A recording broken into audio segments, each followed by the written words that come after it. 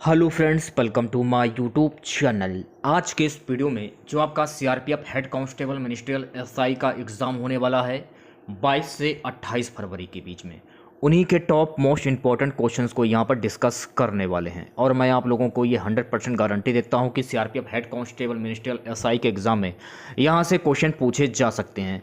तो जितने भी वीडियो मैंने अभी तक अपलोड किए हैं, अगर आप लोगों ने उन सभी वीडियो को देख लिया तो हिंदी का एक भी क्वेश्चन आप लोगों का मिस नहीं होगा। तो इस वीडियो को पूरा ज़रूर देखिए। वीडियो अच्छा लगे तो प्लीज़ वीडियो को लाइक और शेयर ज़रूर करें। जिन बच्चों ने चैनल को सब्सक्राइब नहीं किया है तो प्लीज़ चैनल को सब्सक्राइब करके नोटिफिकेशन बेल ऑन करना ना भूलें। तो चलिए स्टार्ट करते हैं आज का वीडियो। खुद से प्रयास कीजिएगा इन सभी क्वेश्चन के आंसर देने का। 2 से 3 सेकंड के बाद मैं आंसर क्लियर कर दूंगा। तो आज के सेशन में पहला क्वेश्चन, नयन का तद्भव शब्द क्या होगा? 4 ऑप्शन आपके सामने हैं, नयनन, नयन, नैन या नयन। नयन का तद्भव शब्द क्या होगा? तो सही जवाब हो जाएगा ऑप्शन डी, नयन का तद्भव शब्द हो जाएगा नयन। अगला क्वेश्चन देखिएगा, पत्र का तद्भव शब्द क्या होगा? पात्र, पत्र, पत्ता या पतर। पत्र का तद्भव शब्द क्या होगा? तो पत्र का तद्भव शब्द होगा पता, पता। सी ऑप्शन करेक्ट हो जाएगा। अगर हम बात करें पर्ण की, तो देखिए पर्ण का तद्भव रूप होता है पन्ना अथवा पान, ये आपको ध्यान में रखना है। चक्र का तद्भव शब्द क्या होगा? चक्का। चैत्र का तद्भव शब्द हो जाएगा चैत्र। छत्र का तद्भव शब्द हो जाएगा छाता या छतरी। तत्सम की अगर हम बात करें तो तत्सम शब्द की परिभाषा होती है ऐसे शब्द जो संस्कृत से ज्यों के त्यों लिए गए हों, उन्हें तत्सम शब्द कहते हैं। अगर हम तद्भव की बात करें तो तद्भव शब्द की परिभाषा होगी संस्कृत से हिंदी में आने पर जिन शब्दों का रूप बदल जाता है या बदल गया हो, उन्हें हम तद्भव शब्द कहते हैं। अगला क्वेश्चन देखिएगा, अगला क्वेश्चन क्या है? अगला क्वेश्चन है, अंटी मारना का क्या अर्थ होगा? शरारत करना, चिंता करना, कम तौलना, सहारा देना। तो ऑप्शन के तौर पर अगर आप लोग देखेंगे तो अंटी मारना का अर्थ होता है, अंटी मारना इसका अर्थ होता है कम तौलना। सी ऑप्शन करेक्ट हो जाएगा। अब देखिए, अगर ऑप्शन में चाल चलना दिया गया हो या फिर चालाक से कोई चीज दबा या छिपा लेना दिया गया हो तो आप उस पर टिक कर सकते हैं। नेक्स्ट क्वेश्चन देखिएगा, निम्नलिखित में से कौन सी बिहारी भाषा की बोली नहीं है? बिहारी भाषा की बोली नहीं है, Bhojpuri, Chhattisgarhi, Maithili, Magahi. B option correct हो जाएगा, बिहारी भाषा की बोली नहीं है छत्तीसगढ़ी। इस क्वेश्चन से रिलेटेड एक्स्ट्रा फैक्ट जान लीजिए जो कि आपकी परीक्षा के दृष्टि से काफ़ी इंपॉर्टेंट है। देखिए गाइस, बिहारी पूर्वी हिंद आर्य भाषाओं का पश्चिमी समूह है जो मुख्यतः भारत में बिहार एवं इसके अन्य पड़ोसी राज्यों में बोली जाती है।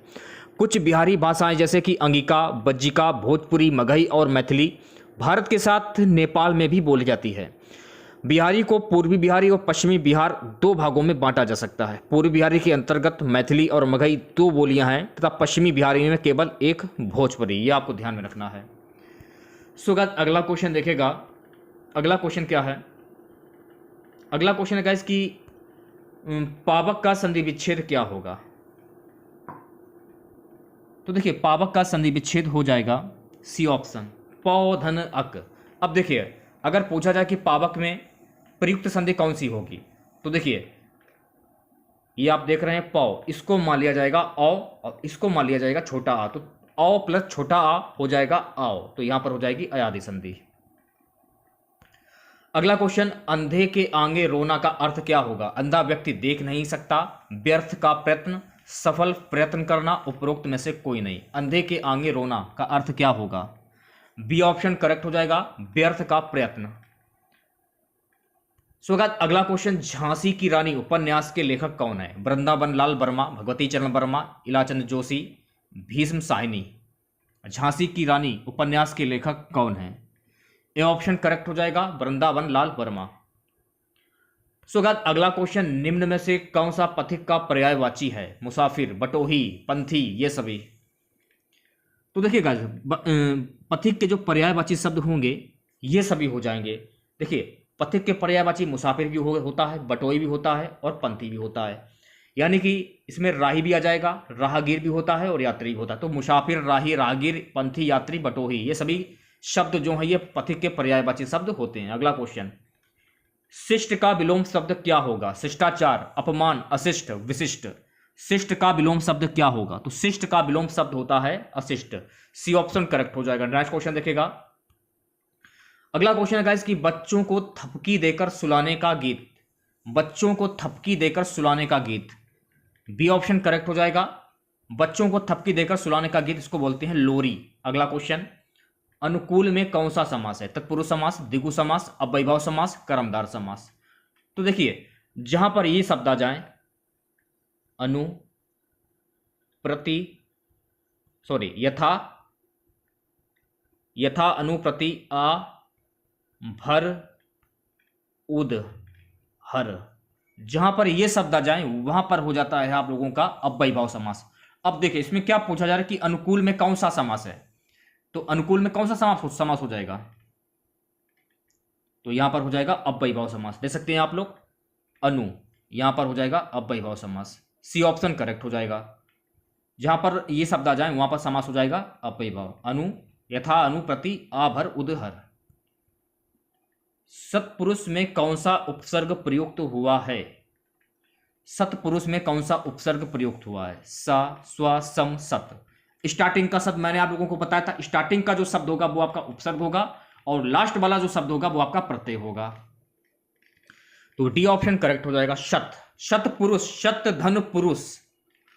3 वर्ष उपन्यास के लेखक कौन है? लक्ष्मीकांत वर्मा, भगवती चरण वर्मा, वृंदावन लाल वर्मा, भीष्म साहिनी।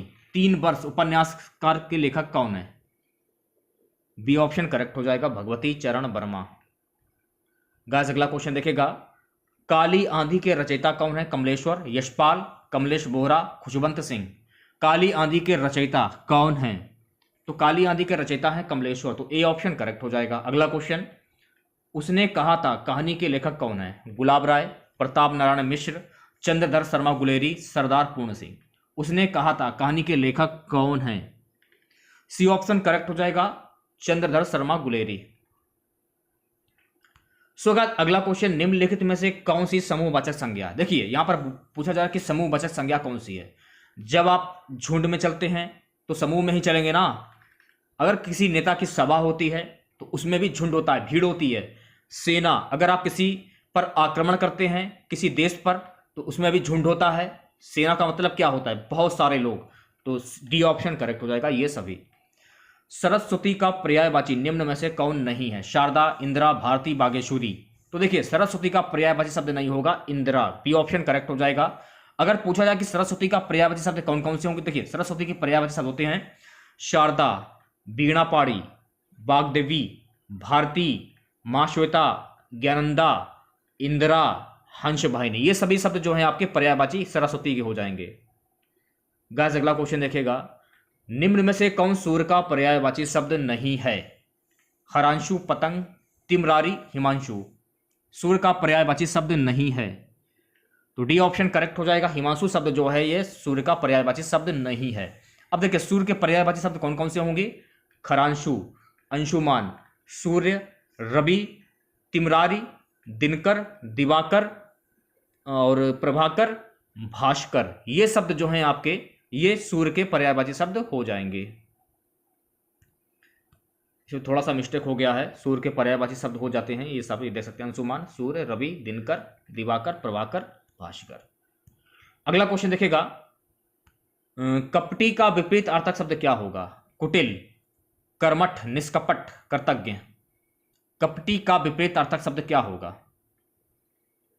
तो कपटी का विपरीत अर्थक शब्द हो जाएगा निष्कपट। अगर ऑप्शन में सरल दिया गया हो, हृदय या ईमानदार दिया गया हो, तो ये शब्द जो हैं ये शब्द जो है कपटी के विपरीत अर्थक शब्द होते हैं, तो आप इन पर टिक कर सकते हैं। अगला क्वेश्चन, उदांत का विपरीत अर्थक शब्द क्या होगा? उत्कर्ष, उत्तम, अनुदात, उत्थान। तो उदांत का विपरीत अर्थक शब्द क्या होगा? सी ऑप्शन करेक्ट हो जाएगा, अनुदांत। ये वाला क्वेश्चन आप क्लियर कर लीजिए कि सूर्य का पर्यायवाची शब्द क्या होगा। देखिए सूर्य का जो पर्यायवाची शब्द होता है अंशुमान, सूर्य, रवि, दिनकर, दिवाकर, प्रभाकर, भास्कर, ये नहीं होंगे, ठीक है, ये आपको ध्यान में रखना है। तो उसमें ये पूछ रहा है कि कौन सा सूर्य का पर्यायवाची शब्द नहीं है। अगले क्वेश्चन की ओर बढ़ते हैं। सो गाइस अगला क्वेश्चन देखेगा। इनमें से कौन सही सुमेलित नहीं है? 4 ऑप्शन आपके सामने दिए गए हैं, तो सही जवाब हो जाएगा विवाद, विवादास्पद। नेक्स्ट क्वेश्चन देखिएगा, पसीने से उत्पन्न के लिए एक शब्द क्या होगा? स्वेदज, पिंडज, अंडज, जलज। पसीने से उत्पन्न के लिए एक शब्द क्या होगा? ए ऑप्शन करेक्ट हो जाएगा। पसीने से उत्पन्न के लिए एक शब्द हो जाएगा स्वेदज। महत्वपूर्ण फैक्ट जान लीजिए जो कि आपकी परीक्षा की दृष्टि से काफ़ी इंपॉर्टेंट हैं। स्वेदज उसे कहते हैं, स्वेदज उसे कहते हैं, 1 मिनट, जो स्वेद से उत्पन्न होने वाला होता है। पिंडज की अगर हम बात करें, पिंडज गर्भ से उत्पन्न होने वाला, अंडज अंडे से उत्पन्न, और उभयज जो दोनों प्रकार से हो। ये आपको ध्यान रखना है। अगला क्वेश्चन देखिएगा, जो पहरा देता है के लिए एक शब्द क्या होगा? प्रतिहार, प्रहरी, साक्षर, प्रतिनिधि। तो बी ऑप्शन करेक्ट हो जाएगा। जो पहरा देता है उसको हम बोलते हैं प्रहरी। अगला क्वेश्चन, युग का निर्माण करने वाला के लिए एक शब्द क्या होगा? युगीन, युग निर्माता, युग चेता, युग धर्मा। युग का निर्माण करने वाला के लिए एक शब्द क्या होगा? बी ऑप्शन करेक्ट हो जाएगा। युग का निर्माण करने वाला के लिए एक शब्द हो जाएगा युग निर्माता। अगला क्वेश्चन, कहीं का नहीं रहना किस मुहावरे का अर्थ है? घर बसाना, घर का ना घाट का, घर का भेदी होना, चल निकलना। कहीं का नहीं रहना किस मुहावरे का अर्थ है? तो बी ऑप्शन करेक्ट हो जाएगा, घर का ना घाट का। कहीं का ना रहना एक प्रचलित लोकतंत्री हिंदी मुहावरा है। दोनों या सभी पक्षों द्वारा तिरस्कृत होना। अगर ऑप्शन में ये दिया जाए तो टिक कर दीजिए। सब तरफ से ठुकराया जाना, अगर ये हो तो इस पर भी आप टिक कर सकते हैं, क्योंकि कहीं का नहीं रहना ये सब आपके मुहावरे जो हैं, ये सब जैसे कि सब तरफ से ठुकराया जाना, कहीं का नहीं रहना, इसका मुहावरा हो जाएगा। दोनों या सभी पक्षों द्वारा तिरस्कृत होना, इसका भी मुहावरा हो जाएगा कहीं का नहीं रहना। नेक्स्ट क्वेश्चन देखिएगा, दो टूक बात कहना मुहावरे का सही अर्थ क्या होगा? स्पष्ट कह देना, तंग करना, बुरी राय देना, प्रभाव जमाना। ए ऑप्शन करेक्ट हो जाएगा। दो टूक बात कहना मुहावरे का सही अर्थ हो जाएगा स्पष्ट कह देना। अगर मुहावरे में पूछा जाए कि गोल गोल कहना, इसका मुहावरा क्या हो जाएगा? इसका मुहावरा होता है घुमा फिरा कर, घुमा फिरा करना कहना। मुहावरा अगर पूछा जाए कि घाल मेल होना, स्पष्ट ना कहना, डंके की चोट पर कहना, निर्भीक होकर कहना। ये सभी मुहावरे आप अच्छे से याद कर लीजिए जो कि आपकी परीक्षा की दृष्टि से काफी इंपॉर्टेंट है। अगला क्वेश्चन, मुंह की खाना मुहावरे का सही अर्थ क्या होगा? लज्जित होना, उदास होना, बुरी तरह हारना, चोट लगना। मुंह की खाना मुहावरे का सही अर्थ क्या होगा? सी ऑप्शन करेक्ट हो जाएगा, बुरी तरह हारना। अगर ऑप्शन में परास्त होना दिया जाए तो इस पर भी आप टिक कर सकते हैं। सो गाइस, अगला क्वेश्चन देखेगा। अगला क्वेश्चन है, गर्दन उठाना मुहावरे का सही अर्थ क्या होगा? प्रतिवाद करना, छिपकर देखना, हानि पहुंचाना, पीछे पड़ना। गर्दन उठाना मुहावरे का सही अर्थ क्या होगा? ऑप्शन ए करेक्ट हो जाएगा, प्रतिवाद करना। अगर ऑप्शन में विरोध करना दिया जाए तो आप इस पर भी टिक कर सकते हैं। अगला क्वेश्चन, विष्णु प्रभाकर द्वारा रचित आवारा मसीहा किसकी जीवनी है? मोहन राकेश, शरत चंद्र चट्टोपाध्याय, रविन्द्रनाथ टैगोर, महात्मा गांधी। विष्णु प्रभाकर द्वारा रचित आवारा मसीहा जो है ये शरत चंद्र चट्टोपाध्याय की जीवनी है। नेक्स्ट क्वेश्चन, किस वाक्य में क्रिया भूतकाल में नहीं है? किस वाक्य में क्रिया भूतकाल में नहीं है? सी ऑप्शन करेक्ट हो जाएगा, वह पढ़ने वाला है। सो गाइस, नेक्स्ट क्वेश्चन देखिएगा, निम्नलिखित में से किस वर्ण का उच्चारण तालु से नहीं होता? चा, जा, झा या का? तो डी वाला जो ऑप्शन है आपका, का जो उच्चारण स्थान है ये तालु से नहीं होगा। का उच्चारण स्थान जो है ये कंठक से होता है, ये आपको ध्यान में रखना है। इस क्वेश्चन से रिलेटेड एक्स्ट्रा फैक्ट जान लीजिए। सबसे पहले हम बात करेंगे कंठ वर्ण की। जिन वर्णों का उच्चारण कंठ से होता है उन्हें हम कंठ वर्ण कहते हैं, जैसे कि का, खा, गा, घा, डा, हा। तालु वर्ण की बात करें, जिन वर्णों का उच्चारण तालु से होता है उसे हम तालु वर्ण कहते हैं, जैसे कि चा, छा, जा, झा, या। मूर्धा वर्ण, तो मूर्धा वर्ण जिन वर्णों का उच्चारण मूर्धा से होता है उसे हम मूर्धा वर्ण कहते हैं, जैसे कि ता, ठा, डा, ढा से ढक्कन, ड़ा खाली, रा, शा, छाते षटकोण। दंत वर्ण, दंतस्थ वर्ण की बात करें, जो दांत से बोले जाते हैं, जिन वर्णों का उच्चारण ऊपर के दांतों पर जीभ के लगने से होता है उसे दंत वर्ण कहते हैं, जैसे कि ता, था, दा, धा, ना, ला, सा। ये आपके दंतस्थ वर्ण हो गए। ओष्ठ वर्ण की बात करें, जिन वर्णों का उच्चारण ओष्ठ या होठों से किया जाता है उसे ओष्ठ वर्ण कहते हैं। जैसे कि ऊ, बड़ा ऊ, फा, वा, फा, बा, भा, मा। अनुनासिक वर्ण, जिन वर्णों का उच्चारण नासिका से किया जाता है उसे अनुनासिक वर्ण कहते हैं। जैसे कि डा, या, ड़ा, ना, मा, ये आपके हो गए अनुनासिक वर्ण। ये आपको ध्यान में रखना है, ठीक है। अगला क्वेश्चन देखिएगा, अंतर्गत में कौन सी संधि है? स्वर, व्यंजन, विसर्ग, दीर्घ। तो अंतर्गत में हो जाएगी विसर्ग संधि। क्यों होगी? जब आप इसे तोड़ेंगे तो अंतर्धनगत, तो देखिए विसर्ग संधि आ रहा तो विसर्ग संधि हो जाएगा।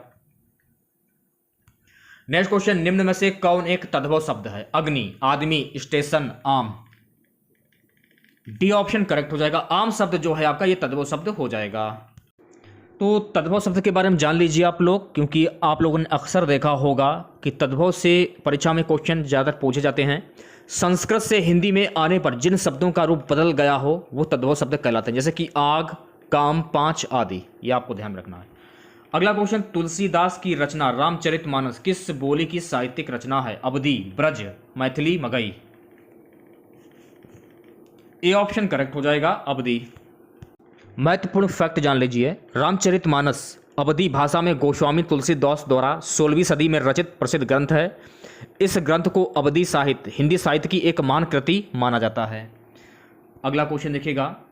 सो गाइस, अगला क्वेश्चन है, जिस समास का पहला पद विशेषण तथा दूसरा पद विशेष होता है वह है द्वंद्व, कर्मधार, अव्ययभाव, द्विगु। बी ऑप्शन करेक्ट हो जाएगा, कर्मधार समास। अगला क्वेश्चन, शिष्टमंडल कौन सी संज्ञा है? भाववाचक, समूहवाचक, जातिवाचक, व्यक्तिवाचक। बी ऑप्शन करेक्ट हो जाएगा, समूहवाचक संज्ञा। अब ये जान लीजिए कि शिष्टमंडल होता क्या है, इसके बारे में जान लीजिए। शिष्ट धन मंडल, राज्य या किसी संगठन द्वारा चुना हुआ अधिकार युक्त प्रतिनिधित्व जो किसी कार्य से कहीं भेजा जाए उसे हम कहते हैं शिष्टमंडल। अगला क्वेश्चन देखिएगा क्या है। पीली साड़ी दुकान से खरीदी है, इस वाक्य में विशेषण तथा विशेष्य क्रमशः है। तो ए ऑप्शन करेक्ट हो जाएगा, पीली साड़ी। निम्न में से कौन सा शब्द शुद्ध होगा? इनमें से कौन सा शुद्ध शब्द होगा? तो ए ऑप्शन करेक्ट हो जाएगा, प्रशस्त। अगला क्वेश्चन, क्या तुमने रोटी खाई किस प्रकार का वाक्य है? प्रश्नवाचक, आज्ञावाचक, संदेहवाचक, संकेतवाचक। क्या तुमने रोटी खाई किस प्रकार का वाक्य है? तो ए ऑप्शन करेक्ट हो जाएगा। क्या तुमने रोटी खाई है, कोई क्लियर नहीं है, आपने उससे पूछा है तो प्रश्नवाचक यहां पर हो जाएगा, प्रश्नवाचक शब्द, ठीक है। ये आपको ध्यान रखना है, यहां पे कोई क्लियर नहीं है कि उसने रोटी खाई है या नहीं खाई है। अगला क्वेश्चन, वह वस्तु जिसके आर पार ना देखा जा सके के लिए एक शब्द क्या होगा? अपारदर्शी, पारदर्शी, दूरदर्शी, समदर्शी।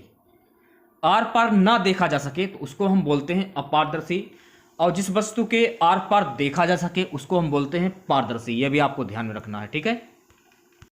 अगला क्वेश्चन, शिकारी ने बाघ मारा, इस वाक्य में किस कारक के प्रसर्ग का हुआ है? कर्म कारक, करण कारक, अधिकरण, संप्रदान कारक। तो ए ऑप्शन करेक्ट हो जाएगा। शिकारी ने बाघ को मारा है ना, अपना कर्म किया तो कर्म कारक हो जाएगा। मिठास शब्द में किस प्रत्यय का प्रयोग हुआ है? मीठा, आस, ठास, प्यास। मिठास यानी कि आस, बी ऑप्शन करेक्ट हो जाएगा।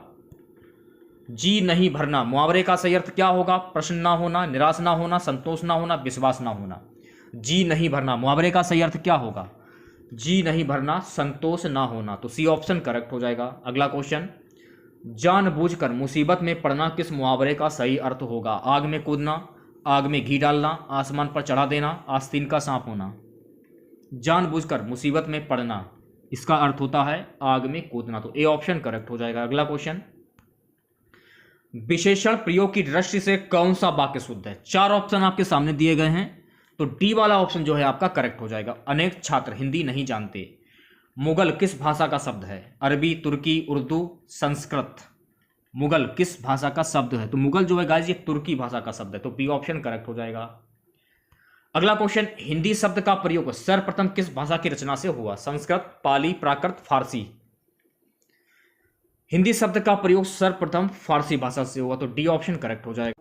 गयासुद्दीन तुगलक के बेटे को हिंदी या हिंदवी के शिक्षा देने के लिए अमीर खुसरो ने खालिक बारी नाम की फारसी हिंदी कोश की रचना की। इस ग्रंथ में भाषा के स्थान पर हिंदवी शब्द 30 बार और हिंदी शब्द 5 बार आया, ये आपको ध्यान में रखना है। अगला क्वेश्चन, परिवार किस संज्ञा का उदाहरण है? जातिवाचक, भाववाचक, व्यक्तिवाचक, समूहवाचक। परिवार, तो परिवार में कितने लोग होते हैं? 10 भी हो सकते हैं, 8 भी हो सकते हैं, 5 भी हो सकते हैं। तो यहां हो जाएगा समूहवाचक संज्ञा, क्योंकि वो समूह में रहते हैं ना। अगला क्वेश्चन देखिएगा, यशोदा हरि पालने झुलावे, हलरावे दुलरावे मल्हावे, जोई सोई कुछ गावे, इन पंक्तियों में कौन सा रस है? श्रृंगार, वात्सल्य, शांत, करुण।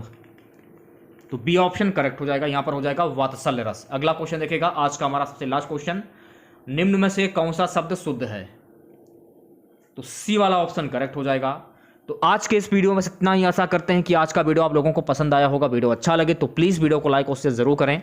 जिन बच्चों ने चैनल को सब्सक्राइब नहीं किया है तो प्लीज़ चैनल को सब्सक्राइब करके नोटिफिकेशन बेल ऑन करना ना भूलें। तो मिलते हैं नेक्स्ट वीडियो के साथ। जय हिंद, जय भारत।